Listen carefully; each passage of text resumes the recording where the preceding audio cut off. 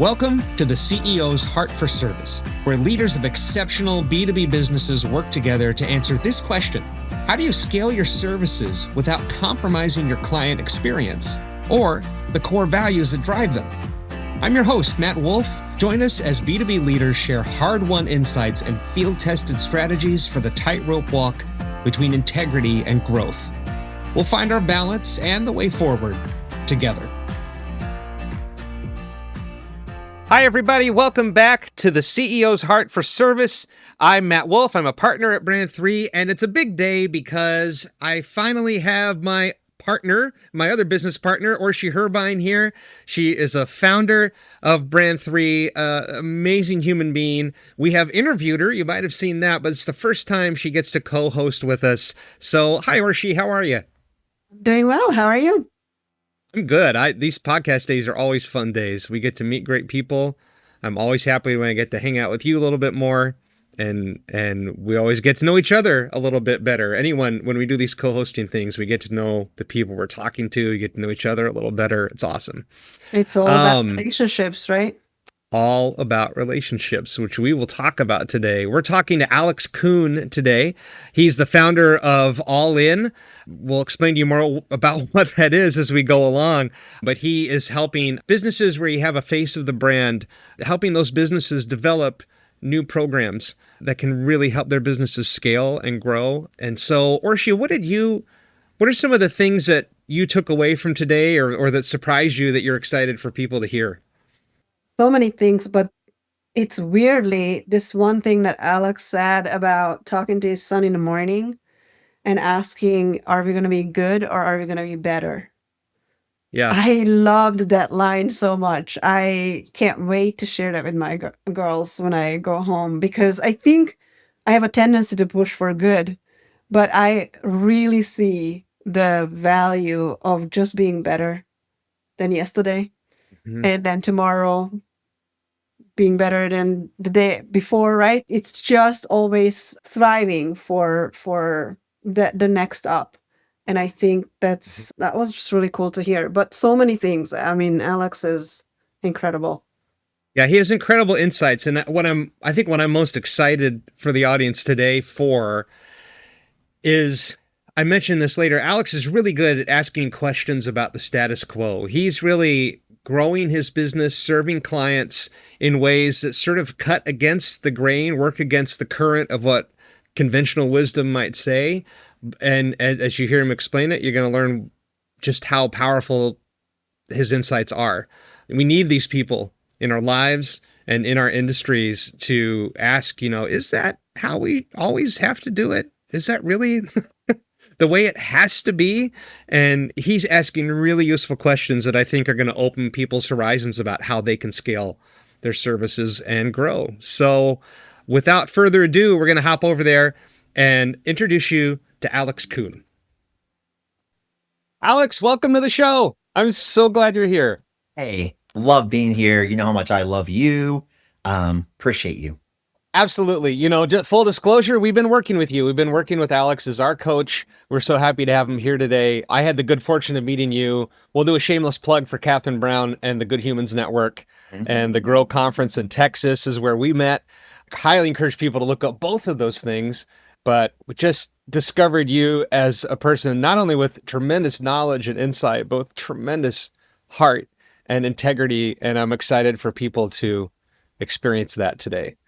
So as we dive in, you know as well as anyone, we have a program launching called Scale Beyond Referrals. And it's really based around the idea that when you have a B2B service that is high trust, high stakes that you're offering someone, like in finance, in tech, in strategic consulting, something where you're going to ask people, let me take care of this incredibly important piece of your business.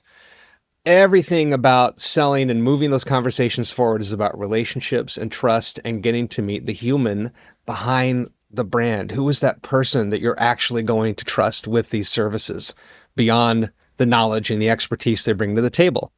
So to that end, we like to try and get to know the person behind the brand while we have these conversations. And the first thing we always like to ask is kind of a fun question.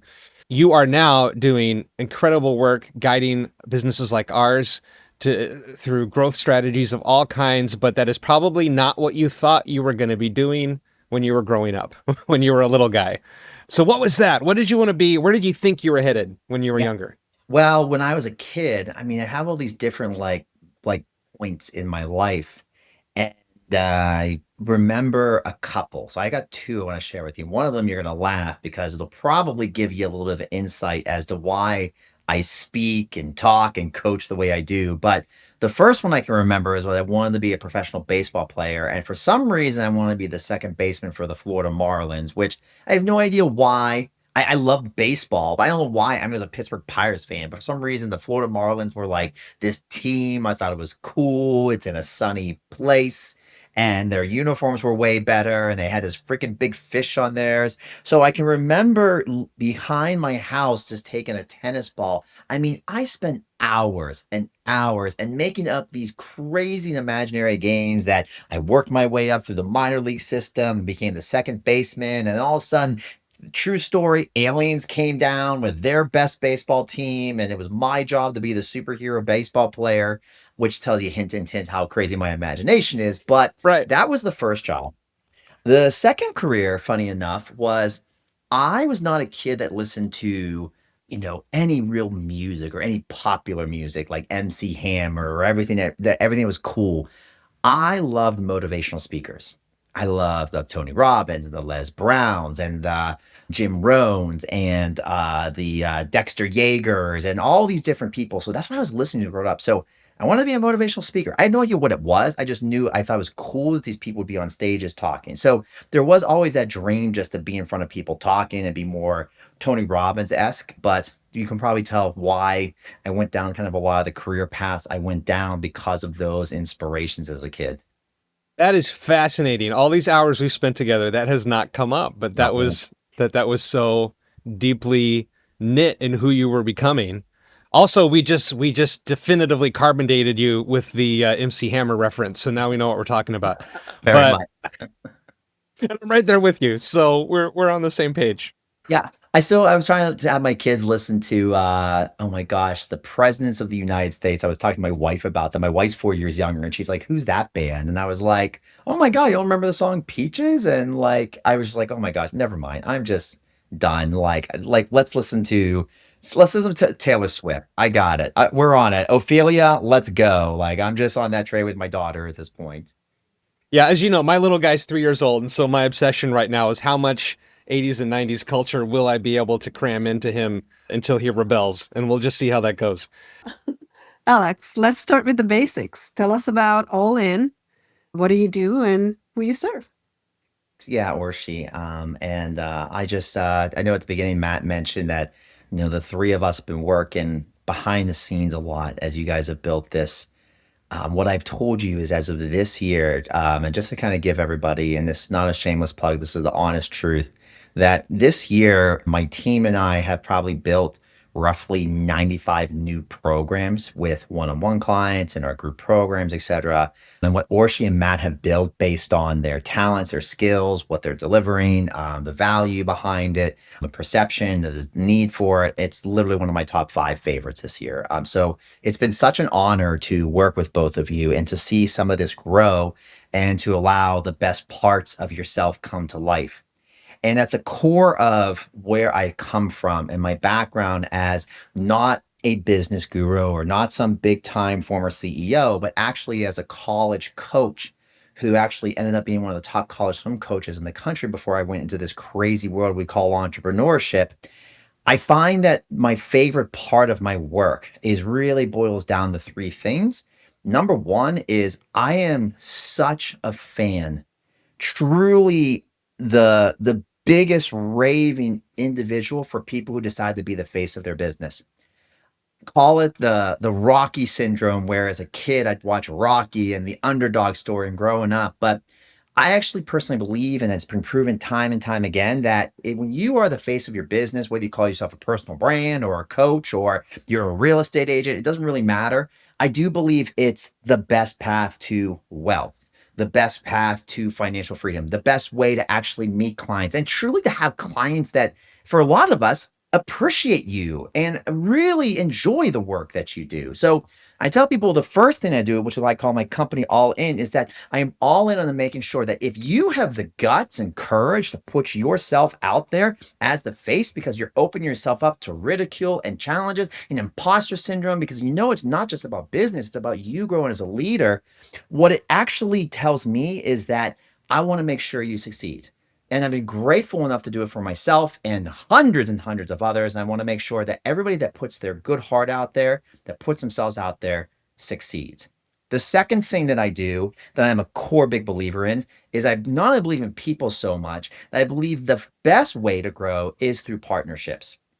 I believe the best path to actually building a business and to actually growing a business, to scaling a business is through partnerships. And in the day and age where we keep talking about AI and we keep talking about paid ads and we keep talking about all these things, it's amazing the explosiveness that when you see the best business in the world grow, they are founders acquiring and merging themselves or people getting together and putting on incredible events.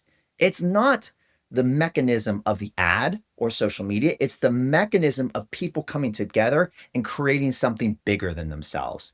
And the third thing that's truly important to me is at the core is performance. Call it the athlete in me, call it the swim coach in me. And I know we were kind of talking about this off air, that I don't really even like calling myself a coach in the business world because to me, a coach is there 6 days a week in the morning, in the evening, working on their kids' academics, the studies. We have goals, we have visions. There's so much self-sacrifice. Whereas in the business world, for many coaches, which I don't run my programs that way, it's I'll show up once a week, I'll talk with you, and then I'll see you next week. And I don't like it. I kind of hate it. So for me, performance is about how you help somebody build a culture, build a strategy, and last and certainly not least, build an execution thing and actually follow up with them on day to day, week to week, month to month, year to year, so that client becomes a vision, hits their vision, hits their goal.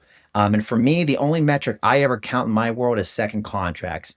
And that's the most important metric for me I am proud of is that 81% of our clients will actually keep working with us in our group programs or one-on-one. And that to me is the most important. It's amazing. Just listening to you, I love how we are aligned in this idea of human connection is worth fighting for, right? It's just so important. We're being taken over by robots left and right everywhere. I have a friend who just ordered Neo, this artificial humanoid robot that does your laundry apparently and all of that. And I showed it to my 15-year-olds and she's like, Mom, that's wrong.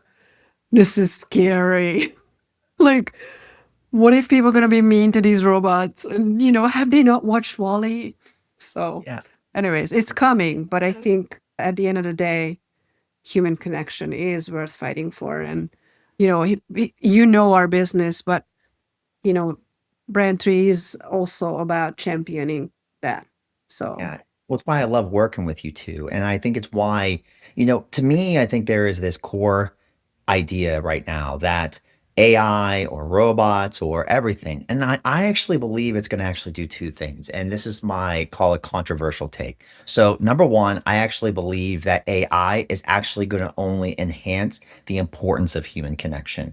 It's actually going to enhance the ability of understanding your own emotions and your own feelings and your own heart and your own visions. That the skills that we kind of think of that, like, I think honestly were just natural parts when we didn't have the technology, I think are going to become more profound because the people like you and I and a lot of the other people that have kind of stuck with it, what's going to happen is that parts of the world that are just so driven by AI, unfortunately, I think they're going to stop thinking for themselves. They're going to stop feeling for themselves. And I think there's a place for any sort of technology, but I still fall back into the thing that it's an accelerator of the right things, but it could also be an accelerator of the wrong things. So I think that the people that actually take that human connection and really figure out a way to maintain it and grow it, but with the acceleration of AI, I think those are the people that are going to succeed. I think those are the people that are going to still find fulfillment. And those are the people that are going to continue to find growth in their world. But the people that are just all about I do have fears and worries for them. Absolutely. We found so much resonance with you in how we talk about scaling and growth. And it really is, like Orsi said it so well, about celebrating the human connection. And just now you dropped some things that are that run against the current of what a lot of people have assumed for many years about what it takes to grow a business. There's so much pressure when you think about if you're the founder-led face of the brand of any kind of B2B service, you've probably assumed and thought that you have to diminish, you have to disappear so that some big fancy brand can take your place. And it's that big brand that will be known, and that's what will give you authority. But the thing, again, that makes you great is who you are and what you bring and all of the humanity that you brought to the brand. And that really is the thing that people are looking for, but it's been buried so often. And even the partnership thing that you talked about, I think part and parcel with the idea I have to become known as this big thing is then I'm kind of on my own because I have to supply all the value to whatever this thing is, where there's much more strength in partnership. And if we really are honest about it, we want to know people and we want to know communities. We find more safety and security, I think, in knowing that someone is partnered with other people who are really good at what they do, and that we're stepping into a network of support and not just a singularity, a solo act. So there's so much that you're offering into the conversation that I think is so important to capture and runs against the current in a helpful way. One of the things I find is that when we think about, Orsi, I mean, I know how many times we've talked about heart and human connection and just that impact and giving and being there with people. And, we hear about this in partnership a lot and networking. And there's a lot of those expressions of, it's not what you know, it's who you know, or you are the 5 people that you spend the most time with. Like these statements they're cliches because there is some truth to it. But one part I think, Matt, and I find a lot of times when it comes to partnerships and why so many people have heard it and they've struggled with it is that access is just one step of the process, right? Having the idea that I want to build referral partnerships or strategic partnerships or brand partnerships, right? Just having the idea of getting access is one thing, but most people don't understand that there's an activation side of access. That you have to actually understand not just the skill of, hey, how do I just be a great person and build a great relationship? But how do I actually create something that the person on the other side wants to create something of tremendous value together for the market? Or what you've created is tremendous value for their community? Or the way you actually structure those 30-minute meetings is not just let's have a coffee chit chat and we'll figure out something else, but literally you can move your business 25x simply in a 30-minute conversation and not waiting. But I think that's like one of my bigger missions is that more often than not, I see so many people spend money on these masterminds and these networking events and these networking organizations, and they're told they have to wait years and years, and they got to build a relationship after years for it to finally come to fruition. And my question is, why? Why is it that why can't you just have something that's tremendous with somebody else you just meet? And why can't you just grow something within this moment? That's kind of a paradigm shift, I hope, for anybody listening, that as you kind of think about this, it's not me just saying, oh, this is a great thing to do. I think it's actually the best thing to do. I think it's the fastest way to actually grow. When you understand that access is the starting point, activation is necessary. I mean, it just makes so much sense. But I do think there's a lot of talk about the who, not how, right? And all of that, and all of these things. I think part of the problem right now is that you just don't even know what to choose. All these books, all these masterminds, all these available things. I think it's hard to weed through what's important. And I think this is where the activation comes with that clarity that is necessary to communicate what you actually need and what you actually deliver, right? So even if you have access to somebody who can move the needle for you, if you can't articulate what you need from them, it's probably not going to go anywhere, right? So access alone is not enough. That's why we put so much emphasis, or especially the first thing we do in our program, we call it finding the hidden opportunity. And we're really talking about defining an ideal client. Who is it that and not just who you're best suited to serve on paper, but in heart, in connection, in values. Who are the people that that when you work with them, they're going to get the best results. Your team is going to click on all cylinders. It's all going to work. the reason I highlight that is so many of the other choices we need to make, like you said, like sorting out all of the books, all of the advice, all of the things come from that one North Star of direction, knowing who you serve. We tend to avoid it because we're afraid that by choosing that person, it's going to limit us. But the paradox of it, the truth of it is it's expansive. It is liberating. Once you've decided who you are going to serve, you are liberated. And Alex, I feel like something you're really so good at is taking somebody from that moment of having decided who it is they're going to serve and helping them figure out how they're going to do that.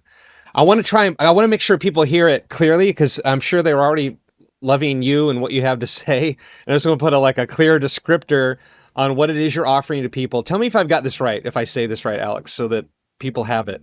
You're helping people who are the face of the brand in their business build new programs that can help them grow their business and serve more people Very with much. heart. Yeah, very much. Actually, I'm going to ask you guys a question because I think I think you're guys the voices that they need to hear on this. But we decided to change our company name. I know, Orshi, you said that before. Like behind you is the name Born to Lead, and that was our original brand name. And I am so love the name. So please know it's was the Born to Lead. By the way, just a very quick origin story was I needed to get out of the way I was doing business before into the way I wanted to do business. And when I went through this branding exercise at the time, the person said, they heard a story of me saying like how like I got so mad when a coach and my dad said, "Oh, you're just being a follower." Even they jokingly was so mad, like, "No, I'm a leader. I'm a leader." And I think there's just those people that are born to lead. So it's definitely dear to my heart. But the reason we changed it was because something that you said, Orshi, I think before, it's like, how do you choose? And I think that's the point. I think so many times that this is my simple, easiest way to think about brand building, making more money, making more impact is just the following equation. What are you all in? Meaning what you want to do, what you want to say, what you want to offer, and how you want to do it. You're all in. There's no compromise. You just go to it. And then on the other side, what you are doing, who is going to be all in with you? That's the vision they want. That's what they need. And that's what they want to actually have solved. And so when I kind of put that together, I tell people all in is not just some motivational rah, rah, rah thing I have or why I changed my brand to all in with Alex. It's actually a core methodology of why I think most people struggle. I don't think they choose. I don't think they commit. And obviously through all of our methodologies, we actually, hidden in this, I don't know if you two even know this, but every little framework I built is based on these 4 questions that I know every time you get somebody to answer it in that way, you get higher levels of commitment from you, higher levels of commitment from it. So it's embedded in our messaging systems. It's embedded in how you build your programs. It's embedded in how you sell and market. It's embedded in how you actually run your day to day. It's embedded in how you actually measure your success. So it's all embedded because I'm using the exact same equation every single time. That's how, for me, I keep coherency and congruency involved. But to me, I think you said it perfectly, Orshi. That's the big thing. And I was going to ask you guys, because you said it, Matt, on the other thing is, why do you think so many people are missing that hidden opportunity? Like, I think you guys need to share that with your audience. I can tell you what I think, because it dovetails right off of what you said, right? This idea of making choices. Choices scare us. I've got a slide, when we do a presentation about Scale Beyond Referrals, there's a slide that says in really big print, make strong choices. And it's a phrase that for me came from the theater world. So, one of the places we bonded is we both came into a new industry, from these sort of funny left turns. You from the athletics world, me from the arts and professional theater. But making strong, if you see a good actor who you really believe and you just fall into the performance with them and you're like, God, I really believe they were that person and they were saying what they were saying. It sounds simple, but what's really behind it is they made really clear, strong choices. Another way to say it is they had a really clear strategy about how they were going to communicate the script and live in that moment and interpret the character.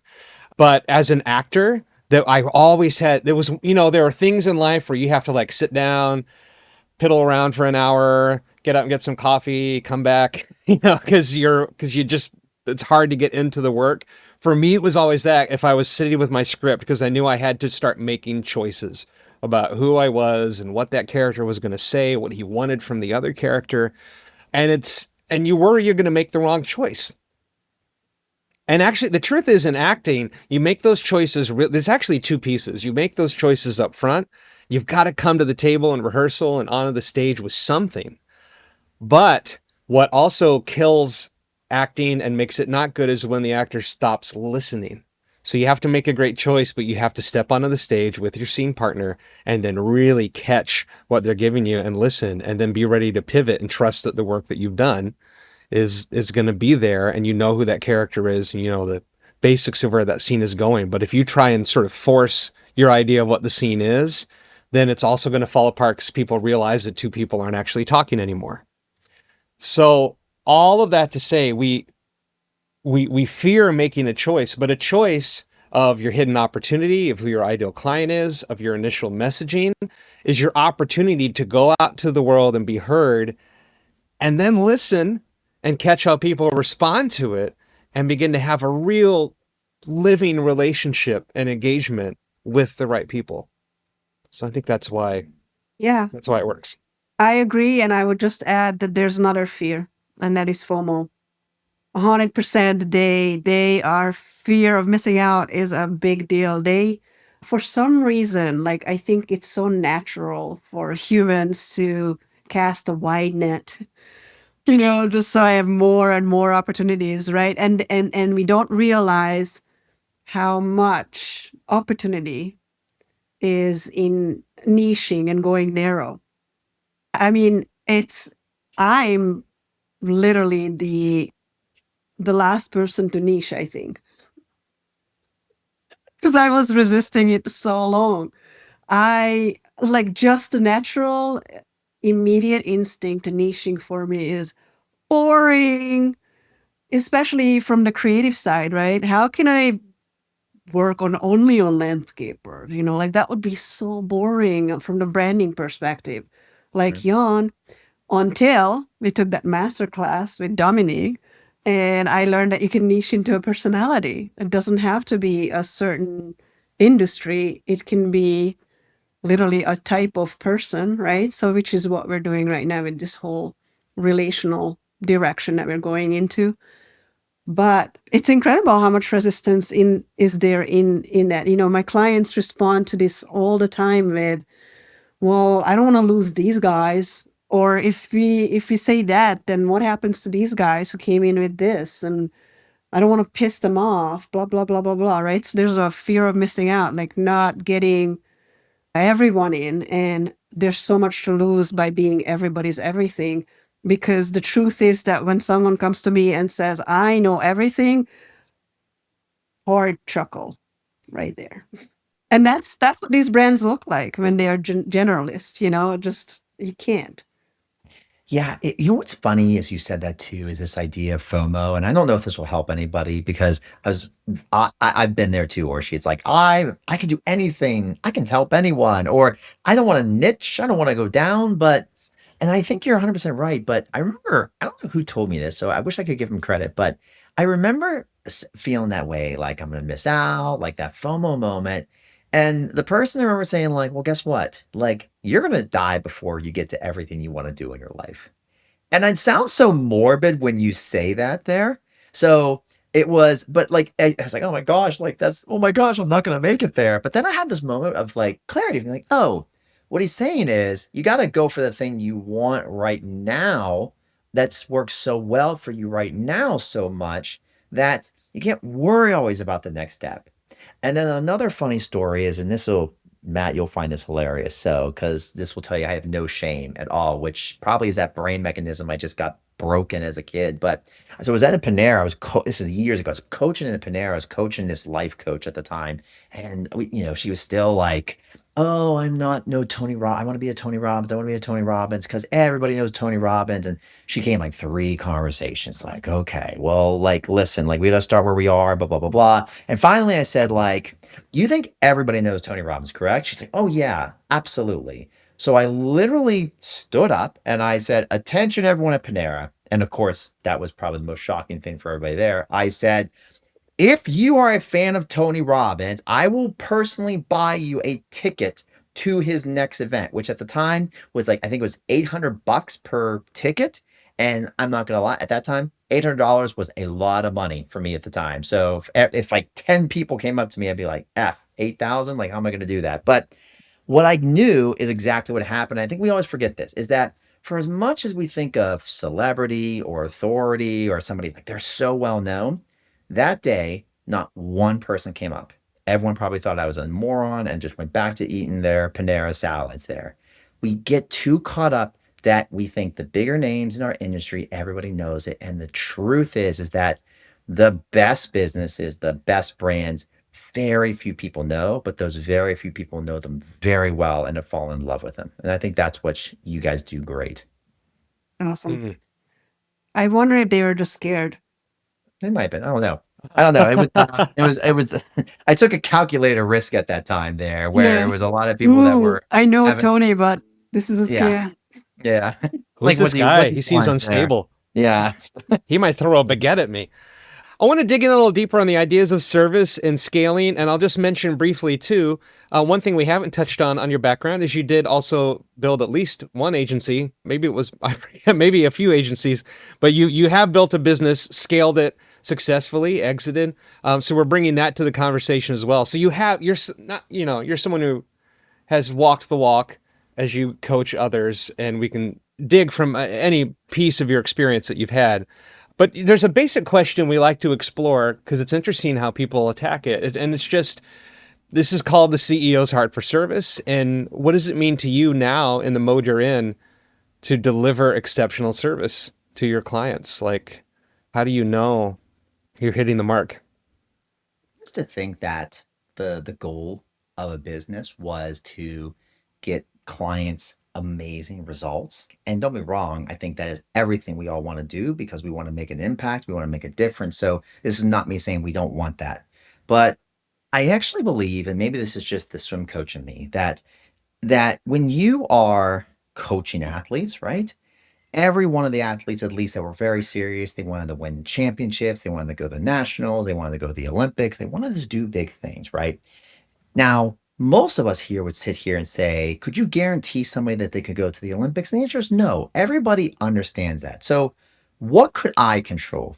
And the only thing I could control as a swim coach is to work on my craft, master my ability to be able to influence and input what is necessary for that swimmer to be the best that they could possibly be, whatever that was, however far I could take it. So the goal I found at the time was not trying to make every swimmer an Olympian. My goal was to become the person who could instill what was necessary from a mindset, from a technique, from a energy systems, from a practice perspective, from all the things to make sure I gave that person the best chance to succeed. And why I talk about that is I think so many people that are in the influence spaces, the agency owners and the coaches and the all of us that aren't literally just doing the work for the clients, that's our game. Our game is not to say, oh my gosh, every client has like I wish every one of my clients is already doing 8 figures there. I mean, I've got those clients, I got the 7 figure clients there. And we have all the successes, but the truth is that there's so much nuance to all we do that why we focus on what we can control actually hurts us from what we can control. And that's one of the reasons why I tend to focus my days and times on how do I create what I do to be the best at my craft to give anybody the best chance? And I think having done that, it's allowed me to do two things. Number one, it allows me to stay fulfilled regardless of the ups and downs of finances, the ups and downs of client successes, the ups and downs of like the world around me, because the more I figure out I'm doing my best, the better I can do for others. The second thing it actually has allowed me to do, and I hope this will help everybody do, is it actually allows you to do something I think every client wants, which is to put together the best thing. The best talent, your best clients are already talented. They want to work with the best at helping them achieve and get the most out of their talent. So if you want to grow a better business, get better at your craft and get better at your skill and get better at demonstrating it. And I think that's how you not only grow your business and scale your business, but also have the same impact on clients there. So kind of having that centralized feel and focus has allowed me to kind of really stay true to getting better rather than to just ride the waves of what the world is saying it needs or not needs. To me, that's another countercurrent thing that's so helpful for you to say. It resonates with me deeply. I wasn't a professional artist for 25 years. A huge part of what I was meant to do was hone, improve my craft, right? So I could continue to deliver a better product to the audience ultimately. But we have to put when we're running a business, we have to put so much focus on growth. And I think there's some connection about like growing in your craft, learning more about what you do, which feels a little scary because it may change how you do what you do. But we sort of forget that it's okay to come to clients and probably they will respect and appreciate when we come and say, guess what? I learned something new. I found a better way to do this. I found a better way to serve you. They don't hear you did something wrong or you missed a thing. They hear they're digging in on my behalf. Yeah. They're here to help me. Oh, yeah. Alex, what would you say your values are? I think it's clear for me. Some of them are coming out, very clearly. But have you ever experienced in your life that scaling would mean jeopardizing those values? Like, and I know you had multiple businesses and, this is not your first business right now.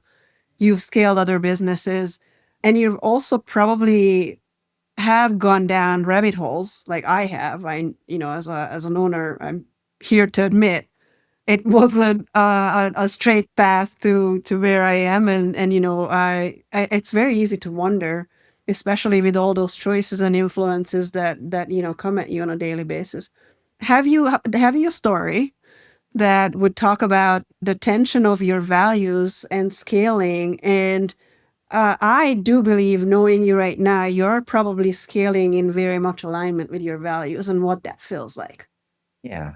The funny thing is that I think there's always double-edged sides to your values, right? And I don't mean that is that you should do the opposite of your values. You also have to know the capacity challenges or the limitations of what your values are going to bring, or as I always like to call them, your boundaries. So, as an example, for me, one of my values is family. I have a very high family values.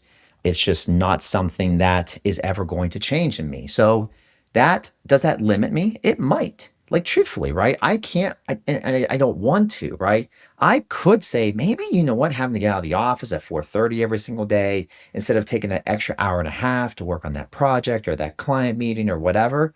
Does that limit me? Maybe it does. I don't think so, but I do think that at some core level, you have to understand that your values are simplifications and not just in terms of what you want it to do, but more importantly, what you want your whole existence to be. But no question, I mean, you said it's like, I mean, how many, I can talk about all the failures. I can talk about all the failures. And there's something I found that's really interesting about most of the failures. And I don't think I use the word values. I think I use the word intuition. That almost everything I've done that's been this major success has been very not rational. It's not just been the most common sense move. It just feels good. It feels great. The person I'm working with feels great, or this business feels great. Like when I started Born to Lead as the name of the company, it's like I had no idea what it was. I really didn't. I just knew I wasn't going to do that again.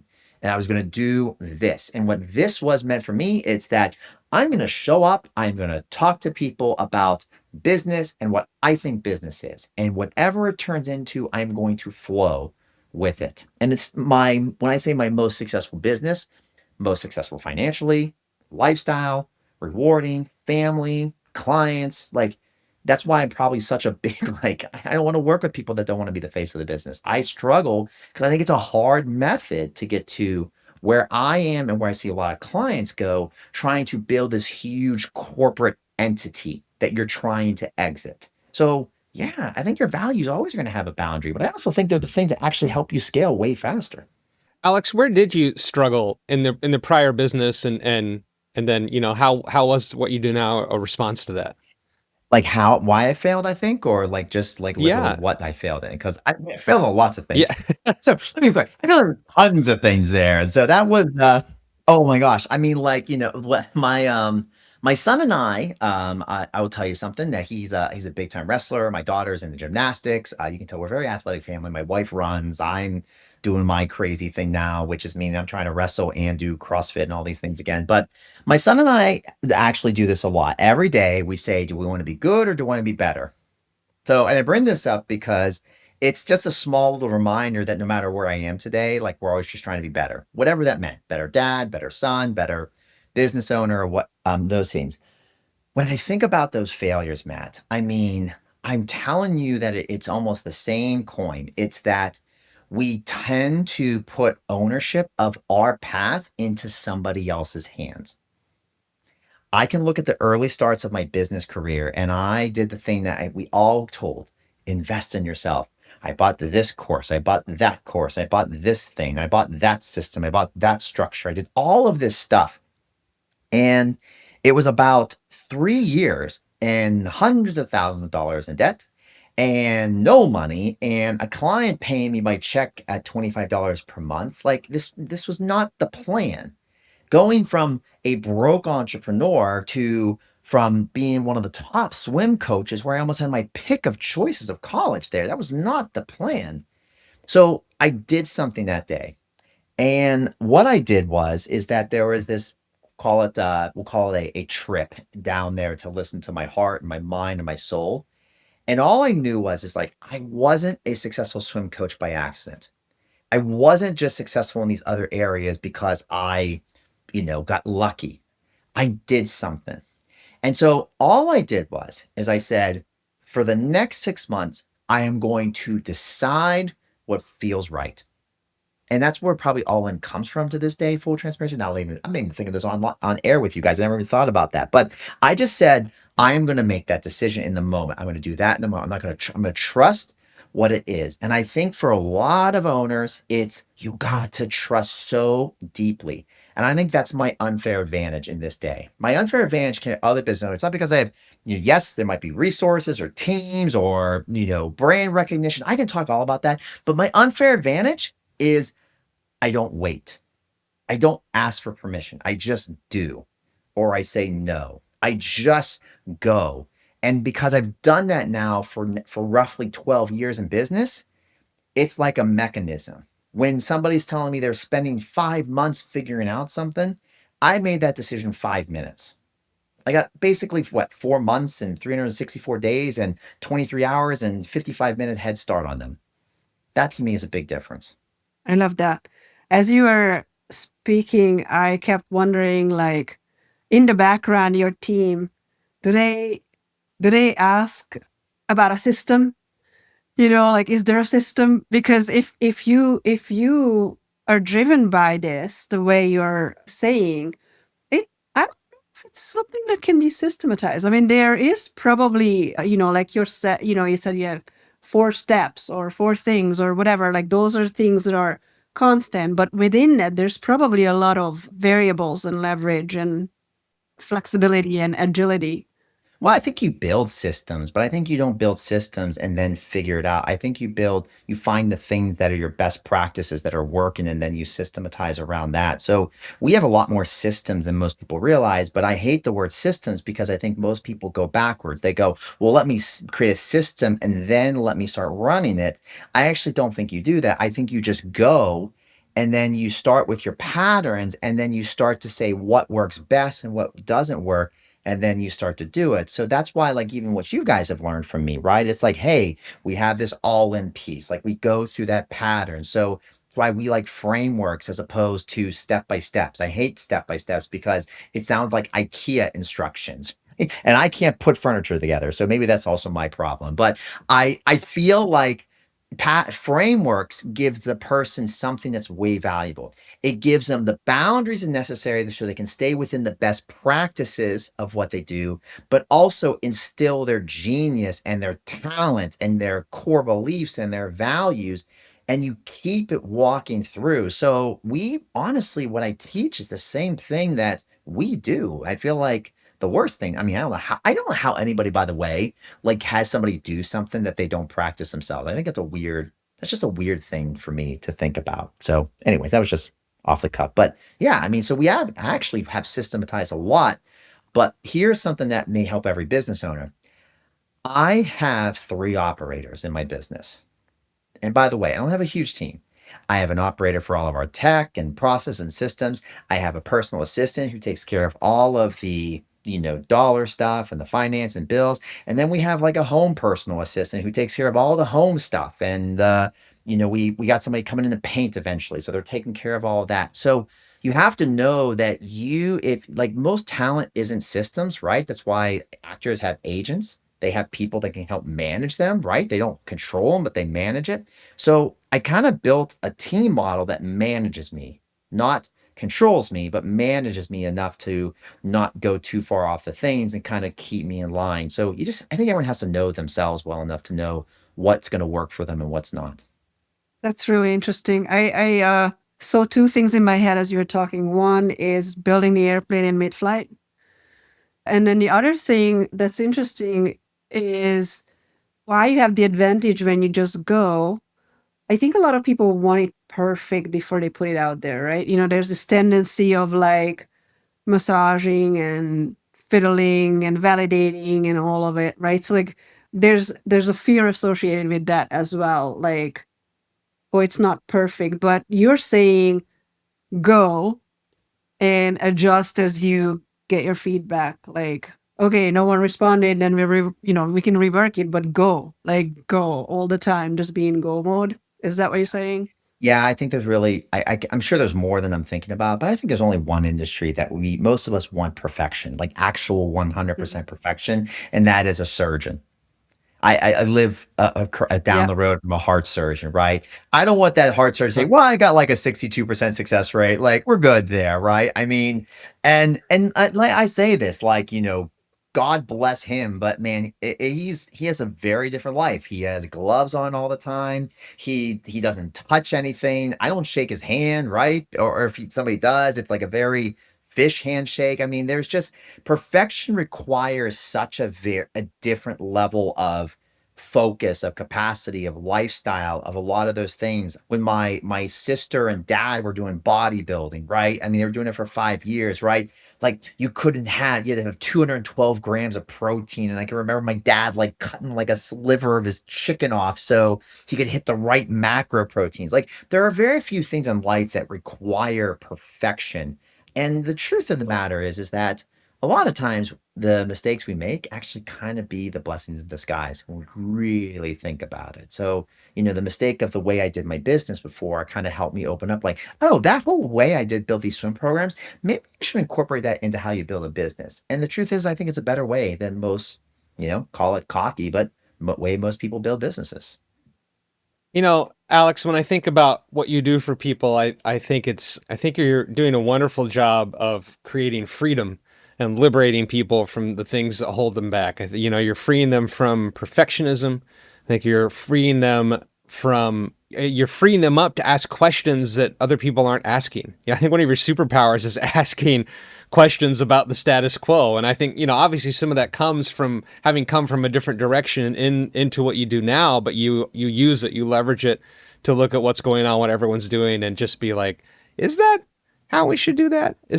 You're giving people freedom to find their own voice, create their own framework, their own identity. So I just appreciate all that about you. I feel the way now, like I do at any of our sessions, that we could go on for hours easily, and I would want to, but we're short on time. And I want to make sure we get a chance to do our last little fun thing with you. Alex, we have this thing we call the Behind the Brand questionnaire. We've been talking all along here about the need for human connection in what we do, especially in our specialty, B2B services. Everything's built on relationship and trust. People need to know that person behind the brand. So we try to end getting to know a little bit more about who you are, especially for people who might be thinking now, gosh, I think I might want to work with Alex. So it's pretty painless. We got, what is it? 1, 2, 3, 4, 8 questions. You ready to go? Ready? Let's do it. Okay. What's your go-to karaoke song, or what song do you wish you could sing? Eye of the Tiger is literally the last karaoke song I sang. It'll probably be the only karaoke song I sing because I actually know all the words. Whereas other songs I sing, I kind of made up my own words, and my wife is always correcting me when I sing it. But Eye of the Tiger, Rocky 2, I am embedding in my kids' brains. It's embedded in my brain. It's the go-to song. I think if you don't know the song, like, don't work with me before you listen to that song. Like, go listen to that song before you even reach out to me. Look, as the kids say today, it's peak, right? This is peak 80s glam rock and also attached to an awesome story. Great soundtrack for working out. Alex, I don't know about you. I can't tell you how many gyms I've been to when I was more of a gym guy where people would literally put in Rocky soundtracks in the gym. They would go to the front desk and be like, I need you to play this or I can't do my workout. Specifically the Rocky 4 soundtrack, by the way. That's where people would really get pumped up. That's one I do every morning. Every morning it starts with Is there really? Yeah, Burning Hearts, first song, Burning Heart by same band, Survivor. Man Against the World, the last like secret soundtrack, by the way, on the Rocky 4 soundtrack. There's a if I'm you, Matt, and or you maybe know this, right? Back in the day, right? You had the CD or the tape, and you'd play the last song, and there would be like a 1 minute pause, and then it would play the secret song. You're like, oh, there it is. So Man Against the World, Survivor on that Rocky 4 soundtrack. Oh my God. Well, I'm so glad we talked about that. I've done so many workouts to that. And a lot of times at the end of a run, I will play the music of Rocky going up the mountain in Rocky 4. Like just that one little piece of music. It's about 2 minutes long. One last little burst to get me up to the end of my run so I can throw my hands in the air and go, Drago! Oh yeah, look, I mean that's I got it like I had to pull it up there if it's just on video, but yep, there it is, right there. First thing I hit Amazing. every morning. I saw Creed 2 in there. Killer music there too. Okay. What is the last thing that made you laugh out loud? My daughter telling me giving me advice yesterday. So my daughter walks up to me after I get out of my office, and my daughter, who's very 4, by the way, she is either going to be Taylor Swift or she's going to be president. I don't know which, or combination of both.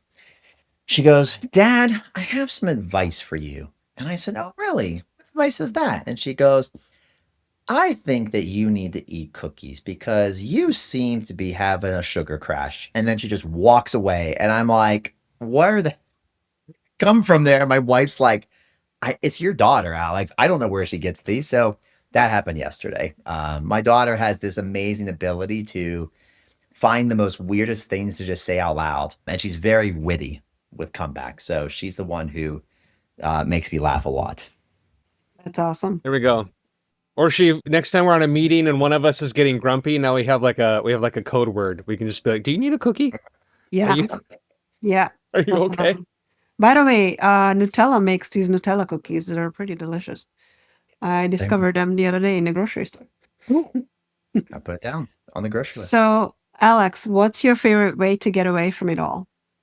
Well, funny enough, I mean, the easiest one for me every day is I wake up about 4 a.m. to go work out. I don't know how I might be crazy for this, but I think the world is just so quiet at that time. So I think it's amazing when everybody's asleep that it's just quiet. I think you just feel that quiet. So, I mean, that's like my daily routine there. But I'm a big fan of land. I buy a lot of it. I buy a lot of raw land. So I like to basically go out into the middle of nowhere and walk. And Orshi, I know you and I bonded over just simply morning swims and swims in general, where you put your head underwater and you just are there in your own head. And the only person you get to listen to is yourself as you're swimming. So quiet is always a big thing for me. What smell reminds you of a specific place or time? Those of you on the East Coast, you're probably familiar with Outer Banks. And I've been going to that beach as a kid, like literally as young as I can remember. We just took my parents there a month ago. And the Corolla Beach specifically, not Nag's Head anymore or anything around, like kind of now it's more commercialized, but Corolla has such a unique smell to me. Wild horses down there, it's quiet, that sand, that water, I can just still literally smell it even as I'm kind of sitting here. It's one of those places that every year we take my parents down there, and because they've been going, that my parents are one of those crazy couples that have been married for 50 some years and still happily in love and married and, still laughing with each other. But just seeing them, but yeah, that smell, that aroma is the thing that comes to my mind immediately. What's one day in your life you would like to relive? Oh, that is not a fair question. No, I'm just kidding there. Um, my gosh, one day in my life. Okay, I don't know if my day would have changed, but I always tell people that my last swim meet, and it's not a regret. So please don't take it this way, but it basically changed the course of my life. So my last swim meet, I wanted to make nationals. I wanted to hit my Olympic trial cuts. I was training my whole life. I made so many sacrifices in my life to try to be the best swimmer I could be. Not thinking I was going to be Michael Phelps, but I just thought at that point in my life, I was like, I just want to hit that cut just one time. And the last meet I had, like the prelim swim, I was just floating. I ranked second going in the final. Everything just felt so good. And I truly think I lost my composure. I let the pressure get to me. I let the expectation and the goals, all the things I trained myself not to do in those moments, I let it hit me. And I just tightened up, swam horribly, swam bad, finished seventh, like my worst time in 4 years. And I know that like head trash just hit me for the rest of the weekend, became my worst meet probably in my entire swimming career. I don't say I change it because that was the reason why I became a swim coach. Like I think truthfully deep down, I had this unfinished business in the sport of swimming because of that. And I think it would have taken the job with Nike. And obviously it's all turned out in a blessing in disguise, but I do wish going back, I always ask myself, like, what would it have been like if I just had did the things I had and swam the way I knew? Like, what would I have swam? That's not even a day, but one moment I wish I would have got back. Hey Matt, was Yeah. this the first answer when someone wanted to go back to a not perfect day to correct it?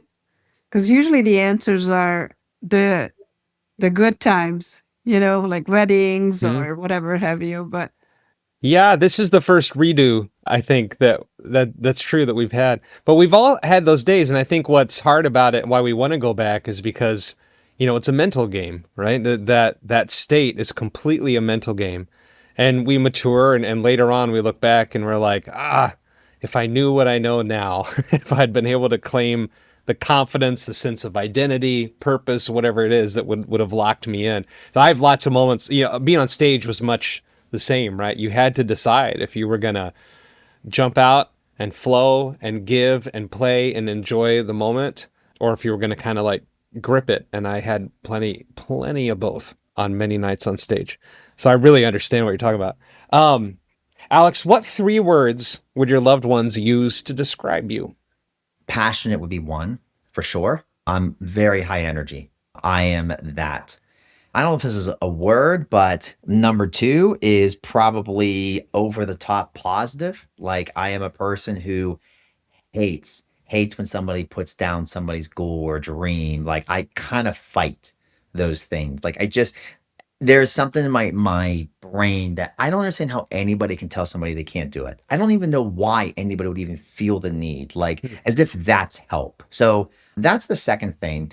And funny enough, the third thing is that I'm actually pretty laid back. I mean, they would say competitive, but very much in life, I'm a very laid back, decisive in my business, my health, my goals. Like it's kind of like I know what I want. I'm going for it there. Probably why the competitive side, when we talk about going back in the days, reminding that. But after I leave, I don't want to make a decision. I'd rather anybody else make any decision on any single thing in any area there. And it's probably such a shocking thing for most people because I think they think I leave this glamorous, like doing all these things. I'm like very low key, like after I leave the work. Makes sense. so the last question is, what would it mean to have truly succeeded in your work? Not your company, but you. It's very simple. I think at the end of the day that when all's done, like when I'm older and I look back at everything, do the people I love and have spent the time with and said I love, do they still want to still talk with me? My kids, my wife, family, the people call actually friends. And I heard this. I heard that on a podcast a while back. There's the other part I can also share with it, but I always remember hearing that and thinking to myself, yeah, I mean, it's not about being lonely. It's about how like you just like your days are really people. So when you get to that stage, like, don't you want to be around people that still love you and care about you and be around in that way? I think that's the most important thing. I can tell you what drives me. What drives me is I think hell is simply being able to look at a movie of your life and thinking what you could have done if you actually went for it there. Like to me, that's, you know, not talking about religion, simply what's the worst thing that could ever happen and seeing your life in reverse. But I couldn't imagine my daughter and son not wanting to talk to me when I'm older. So, like a lot of the work is to that's when we talked about values earlier, or she that's where those values come from and sacrificing things maybe that I want, but it's way more important. I love that. Yeah, that's a great, as you said about the business, a sort of a singular metric to look at for life. Yeah. There's a heart of a CEO. Because, Yeah. it's I don't see this struggle that I see in a lot of business owners, Alex, with you, where work is work and family is family. It's what I see as I'm talking to you is that it's life, and you're giving it all. You're all in. Yeah, and I know that we're probably close to time. I just, when I think we talk about like how many times have we talked about like what we want, and how many times is it that we talk about these ideas of selfish. It's like, I don't want to be greedy, but I want to make more money, or I don't want to be this, but whatever. And we've had those conversations, and we've had those conversations with other business owners. And I think it's like, why is it not all encompassing? Like, why wouldn't you want to look at it as like just all kind of symbiotic together? I mean, I would think it'd be hard to segment in a way where it's like, okay, here's my work, and now I got to go home and do this, and it's like it's all together. And I know that, we've all have kids and we've talked about that, but I want my kids have to see the good, the bad, the ugly, right? They have to see all that because I think that's where those values get instilled for them too. But that means a lot to me, Orshi, that comes across because that's how I feel. So thank you for that. Alex, thank you for sharing your heart with us today. We're just so glad you could spend this time with us, and we got a chance to get to know you better too through this.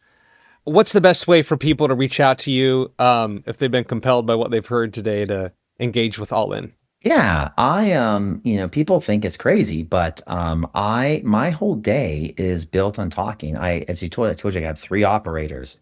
So there's really two ways to reach out to me. So number one is I am on LinkedIn. Yes, you're gonna see I have a huge audience, but LinkedIn, Instagram, just type in Alex Kuhn, Kuhn, and you will hear from me personally. That's how I've spent my whole days there. But if you also want to do it the more formal way there, go to allinworldwide.com. Fill in. We've got free gifts and free things on there. We have our events, all the stuff. So it'll show you where I'm going to be, where I'm going to speak, where I'm coaching, what I'm doing. Shout out, like obviously we said earlier, to Catherine at GHGN, and I will be back there in January. But I've kind of made it that my favorite part of business is just showing up in front. So that's where I am. You're not going to get a microwave dish of me. So I kind of show up as I am in that moment. But allinworldwide.com. Amazing. And from our side of the table, if you like some of the things that we were talking about today, we've got a brand new program, like we said, called Scale Beyond Referrals. This is who it's for if you are a B2B service provider, founder-led, face of the business, like Alex said, and you work in a highly relational, high-trust space, but you are relying on referrals and warm introductions because marketing never worked for you before. We're going to help you understand why, and we're going to start doing that in an introductory workshop we have. You can learn more about that at scalebeyondreferrals.com, and we will begin to help you discover a framework and a mindset of marketing that is less about being transactional, less about just putting information out in the world that we hope people will respond to, and instead putting you out in the world. It's a relational approach to marketing that is based on creating the human encounters we need to earn relationship and trust with the people who grow our business and the people who we are truly excited to serve with our heart for service. That's what we talk about there. Again, scalebeyondreferrals.com. And thank you so much for being with us today. This has been Matt Wolfe and Orsi Herbein from Brand 3. We'll see you next time. Thank you for joining our conversation on how to scale a business without losing its heart. If you found this episode helpful, here are 3 quick ways you can support our podcast and share it with others. First, subscribe to the show here on this platform. Second, leave a review in your podcast app. Your feedback helps other leaders with a heart for service to find this community. Third, share this episode with a B2B leader who's trying to scale their business without compromising the quality of their services. The CEO's Heart for Service is a production of Brand 3. If you're a B2B service provider who delivers exceptional service, but struggles to get your marketing to connect with the right people, find us at brand3.net. And sign up for our Brand 3 newsletter that only sends marketing insights worthy of your inbox. Genuinely helpful stuff for the road ahead. The CEO's Heart for Service is also supported by Forge Podcast Company, a turnkey production solution for using podcasts to reach a wider audience, win new clients, and grow. Find them at forgepodcast.co.